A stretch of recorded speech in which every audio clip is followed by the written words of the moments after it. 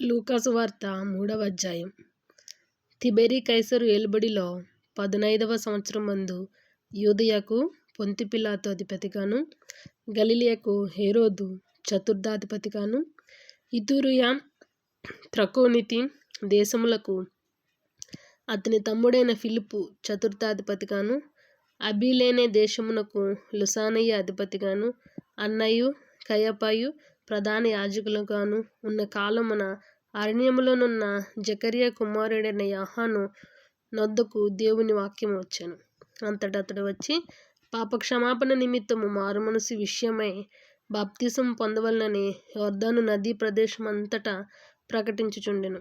ప్రభు మార్గము సిద్ధపరచుడి, ఆయన త్రోవలు సరాలము చేయుడి, ప్రతి పల్లము పూడ్చబడును, ప్రతి కొండయు మెట్టయు పల్లము చేయబడును, వంకర మార్గములు తిన్నవి నగును, కరకు మార్గములు నున్నవి నగును, సకల శరీరులు దేవుని రక్షణ చూతురు అని అరణ్యములో కేకలు వేయుచున్న ఒకని శబ్దమని ప్రవక్తని యెషయా వాక్యముల గ్రంథమందు రాయబడినట్టు ఇది జరిగెను. అతడు తన చేత బాప్తిసం పొందవచ్చిన జనసమూహములను చూచి, సర్పసంతానమా, రాబో ఉగ్రతను తప్పించుకొనుటకు మీకు బుద్ధి చెప్పిన వాడెవడు? మారుమనసునకు తగిన ఫలము ఫలించుడి. అబ్రహాము మాకు తండ్రి అని మీలో మీరు అనుకొని మొదలు పెట్టుకొనవద్దు. దేవుడి రాళ్ల వలన అబ్రహామునకు పిల్లలను పుట్టింపగలడని మీతో చెప్పుచున్నాను. ఇప్పుడే గొడ్డలి చెట్ల వేరను ఉంచబడి ఉన్నది కనుక మంచి ఫలము ఫలించని ప్రతి చెట్టును నరకబడి అగ్నిలో వేయబడునని చెప్పాను.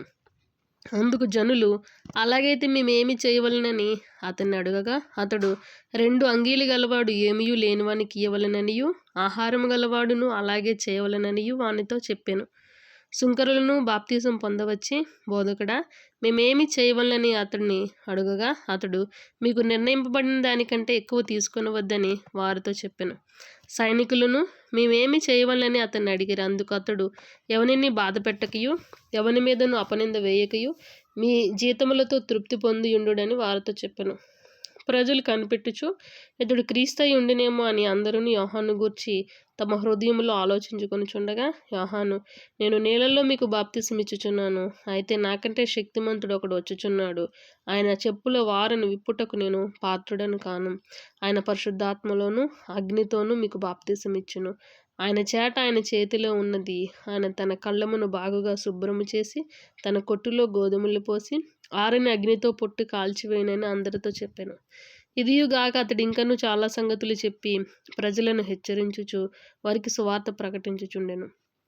అయితే చతుర్థాధిపతి అయిన హేరోదు చేసిన సకల దుష్కార్యముల నిమిత్తమును, అతని సహోదరుని భార్య అయిన హేరోదియ నిమిత్తమును యోహాను అతన్ని గద్దించినందుకు అది వరకు తాను చేసినవన్నయూ చాలవన్నట్టు అతడు యోహానును చెరసాలలో వేయించెను.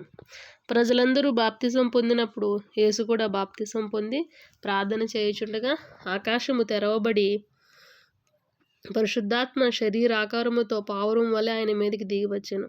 అప్పుడు, నీవు నా ప్రియ కుమారుడవు, నీ యందు నేను ఆనందించుచున్నానని ఒక శబ్దం ఆకాశం నుండి వచ్చెను.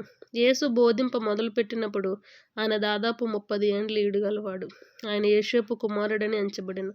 యోసేపు హేలీకి, హేలీ మత్తతుకు, మత్తతు లేవీకి, లేవి మెల్కీకి, మెల్కీ యన్నకు, యన్న యోసేపుకు, యోసేపు మత్తతీయకు, మత్తతీయ ఆమోసుకు, ఆమోసు నహోముకు, నహోము ఎస్లీకి, ఎస్లీ నగ్గాయికి, నగ్గాయి మయాతుకు, మయాతు మత్తతీయకు, మత్తతీయ సిమియాకు, సిమియా యోషేకుకు, యోషేకు యోదాకు, యోదా యెహోన్నాకు, యెహోన్నా రేసాకు, రేసా జెరుబ్బాబెలుకు, జెరుబ్బాబెలు షయల్తీయేలుకు, షయల్తీయేలు నేరీకి, నేరి మెల్కీకి, మెల్కీ అద్దీకి, అద్దీ కోసాముకు, కోసాము ఎల్మదాముకు, ఎల్మదాము ఏరుకు, ఏరు యెహోషువకు, యెహోషువ ఎలియాజరుకు, ఎలియాజరు యోరీముకు, యోరీము మత్తతుకు, మత్తతు లేవీకి, లేవి షిమ్యోనుకు, షిమ్యోను యోదాకు, యోదా యోసేపుకు, యోసేపు యోనామునకు, యోనాము ఎల్యాకీముకు, ఎల్యాకీము మెలియాకు, మెలియా మెన్నకు, మెన్న మత్తతకు, మత్తత నాతానుకు, నాతాను దావీదుకు, దావీదు యెషైకి, యెషై ఓబేదుకు, ఓబేదు బోయాజుకు,